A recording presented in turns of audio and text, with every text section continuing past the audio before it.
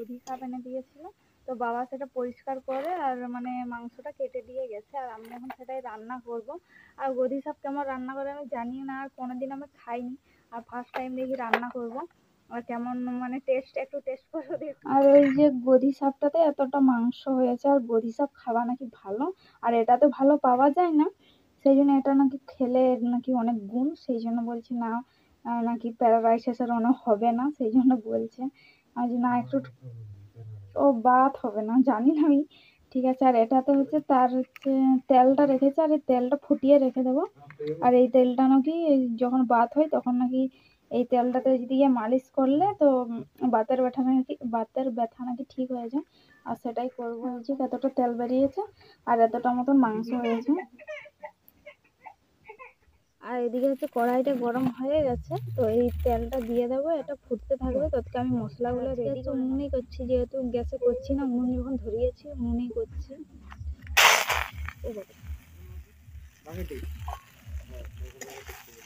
আর এই তেলটা বের হবে, আর সেরকম তো গদি সাপ পাওয়া যায় না, সেই জন্য বলছে খাওয়া নাকি ভালো।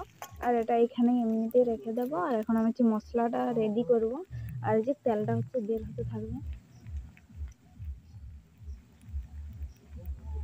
তেলটা হয়ে গেছে, আর এটা হচ্ছে ঠান্ডা হতে দিয়েছি, তারপরে হচ্ছে বোতলে ঢেলে রাখবো, আর এখন হচ্ছে রান্না করব। আর দিয়ে চলে আসছে, আর এখন একটু চেঁচাতে পেরেছে, এত চেঁচাচ্ছে। হচ্ছে আমি গ্যাসটা ধরিয়ে নিয়েছি, আর মানে বাইরে রান্না করলাম না, কারণ হচ্ছে কালকে জল পড়েছিল, তো উনুনটা আমাদের হচ্ছে ভিজে গেছিলো, তো উনুন ভালো করে জ্বলছে না, সেই জন্য বলি গ্যাসেই করি, কারণ আমার মেয়ে থাকতে চাই না, রাত হলে তাড়াতাড়ি হয়ে যাবে, সেই জন্য এথাই বসিয়ে দিলাম।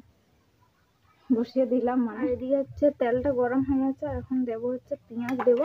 আর এই মাংসটা নাকি মানে মশলা কষে তারপরে রান্না করা যায় না, এটা নাকি মানে আগে ভেজে ভালো করে ভাজতে হয়, নাহলে নাকি একটু গন্ধ করে কেমন।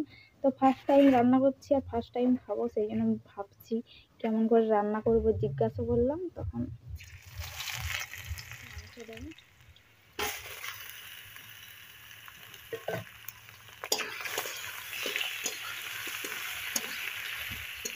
আর এখন হচ্ছে হালকা করে নুন দিয়ে দিই, ভালো করে ভাজবো, তারপরে হচ্ছে মশলা দেবো। আর এই যে এদিকে হচ্ছে মাংসটা একেবারে কড়া করে লাল লাল করে ভেজে নিয়েছি, আর এখন দেবো আদা রসুন। আর আমার মেয়ে না একটু থাকতেই চাইছে না, আর রাত হলে প্রচুর এত মানে বায়না করে না, আর কিছু বলার নেই। এদিকে হচ্ছে আদা মানে হলুদ আর লঙ্কা গুঁড়ো দেবো।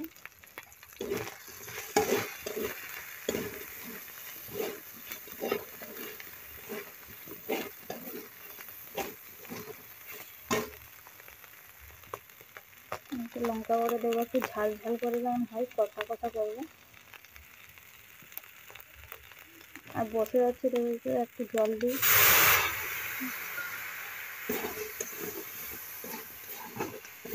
পুরো লাল লাল করে ভেজেছিলাম, ভালো করে ভেজেছি, যেমন মাংসটা করে জল টল সব শুকিয়ে যাবে। আর এখন হচ্ছে সেদ্ধ হওয়ার মতন জল দেবো।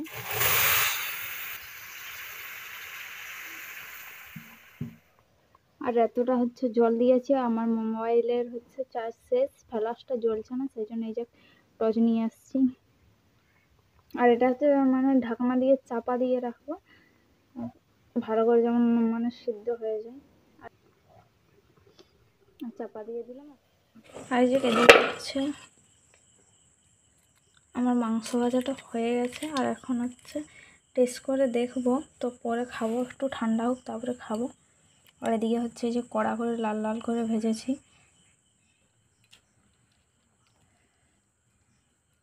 আর এই যে এদিকে হচ্ছে আমরা খেতে বসে গেছি, আর এই যে মাংস নিয়েছি, আর এই মাংসটা হচ্ছে টেস্ট করে দেখবো কেমন লাগছে।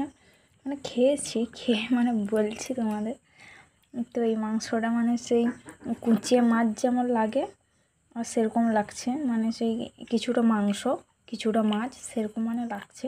আর মাছের কাঁটার মতনই মানে কাঁটা আছে, হাড়টা যেটা সেটা হচ্ছে সেই সিদ্দাঁড়াটা, ওটা হচ্ছে পুরো মাছের কাঁটার মতন। আর ভালোই লাগছে মাংসটা।